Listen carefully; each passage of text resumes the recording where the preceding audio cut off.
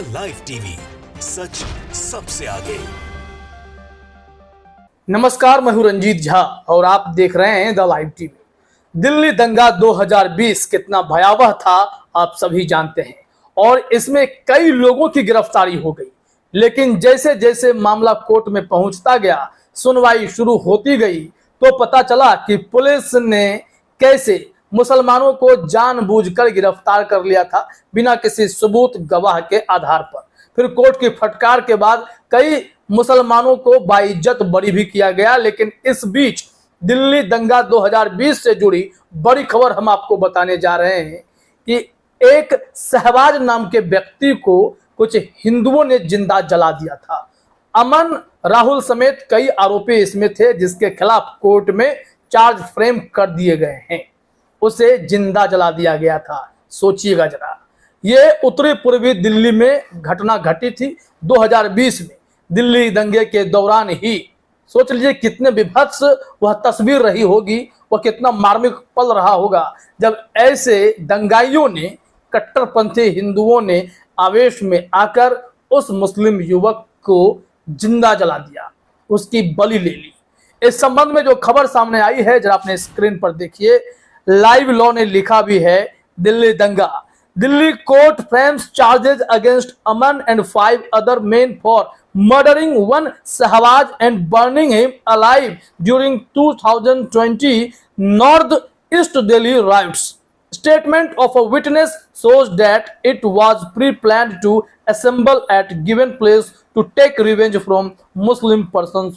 Court की टिप्पणी भी है। दिल्ली कोर्ट ने इस मामले में अमन समेत 5 लोगों पर चार्ज गठित कर दिए हैं, आरोप गठित कर दिए हैं। और कोर्ट ने यह भी टिप्पणी की है कि वहां जो विटनेस थे उन्होंने बताया, देखा कि कैसे इन लोगों ने पूरी साजिश के तहत उस मुस्लिम युवक की बलि ले ली, जो कि सोची समझी साजिश के तहत घटना को अंजाम भी दिया गया था, सिर्फ और सिर्फ मुसलमान से बदला लेने के लिए। इस संबंध में पूरा थ्रेड है, हम आपको थ्रेड भी बताने जा रहे हैं किनके किनके खिलाफ यह केस दर्ज हुआ है, आरोप गठित किए गए हैं, फ्रेम चार्जेस हुए हैं, वो जरा अपने स्क्रीन पर देखिए।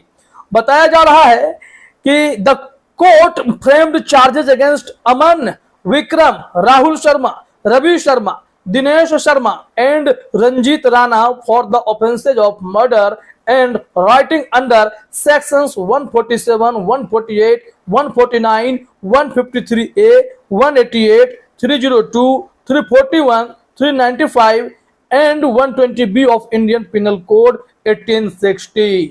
इसमें जो भी नाम है, क्या कोई मुसलमान दिख रहा है क्या? आप तो खबर लगातार देख रहे हैं कि जितने भी ऐसे मामले कोर्ट में सुनवाई के लिए आ रहे हैं, जज साहब उन तमाम मुस्लिम युवकों को, जो भी आरोपी जिन्हें पुलिस ने जबरदस्ती गिरफ्तार कर लिया, उन सबको रिहा भी किया है, क्योंकि इनके खिलाफ ना कोई साक्ष्य, ना गवाह, ना सबूत।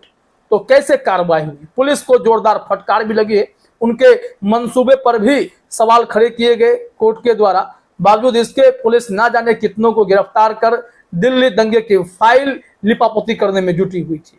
कोर्ट में धीरे धीरे चीजें सामने आ रही हैं, 3 लोगों को रिहा भी किया जा रहा है। लेकिन इस बीच अमन, राहुल, रवि जैसे लोग, जो 5 युवक हैं, इन लोगों ने कैसे एक मुस्लिम युवक की बलि ले ली, उसे जिंदा जला डाला, उसकी बेरहमी से हत्या कर डाली।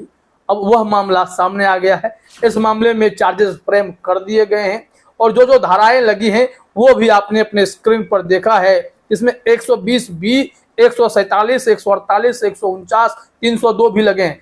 कई ऐसे धाराओं में चार्जेस फ्रेम करके अब मामले को और आगे बढ़ाया जाएगा। आरोप तो गठित तो हो गए हैं। बताइए कि कितने नफरत भरे ये लोग हैं। यह बेहद ही भयावह दृश्य रहा होगा, क्योंकि दिल्ली 2020 में कितना धधक रही थी इन दंगों की आग में, आप सबने देखा था। और अब यह मामला खुलकर कोर्ट के पास पहुंच रहा है, तो ऐसे लोगों के चेहरे भी सामने आ रहे हैं।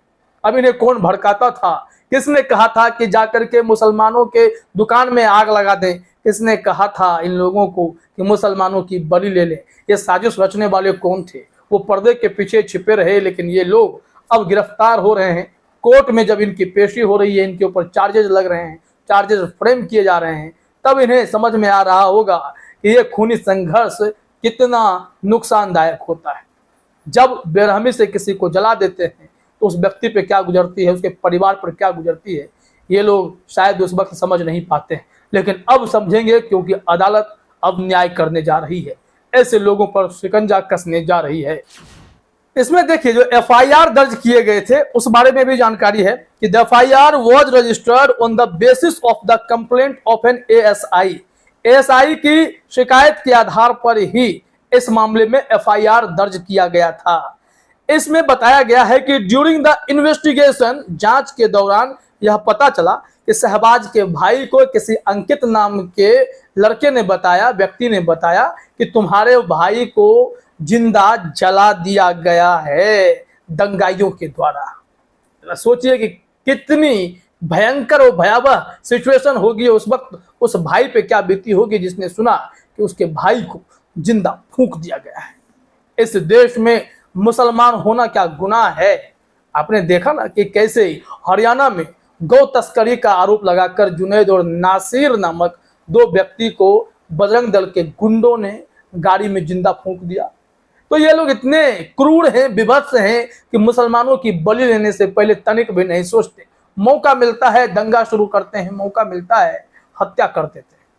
और जब अदालत में मामला पहुंचा है तो इन लोगों की पोल पट्टी खुल रही है।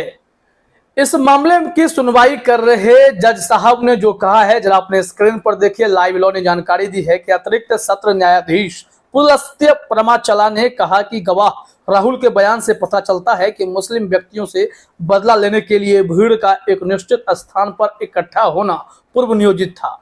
कुछ गवाहों ने उन परिस्थितियों को देखा है जिसके परिणाम स्वरूप मुस्लिम समुदाय से प्राप्त भीड़ के एकमात्र उद्देश्य को प्राप्त करने के लिए पूर्व योजनाबद्ध तरीके से और एक दूसरे के साथ सक्रिय साजिश में अपराध किए गए थे। ये अदालत ने टिप्पणी की और किन किन धाराओं में इन पर केस दर्ज हुआ वो आप तो अच्छे से समझ गए हैं।